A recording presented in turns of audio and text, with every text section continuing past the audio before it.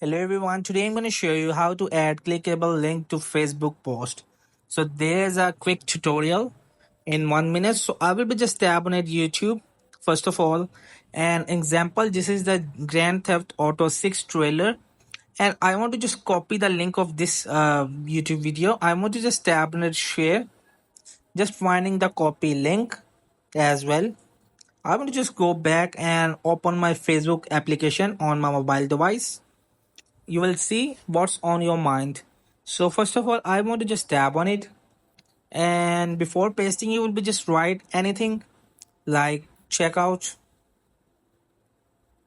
So now I will be just paste the link of YouTube.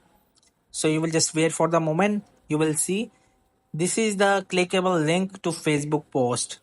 So hope this video helped you. Please don't forget to like and subscribe and get notified for more videos.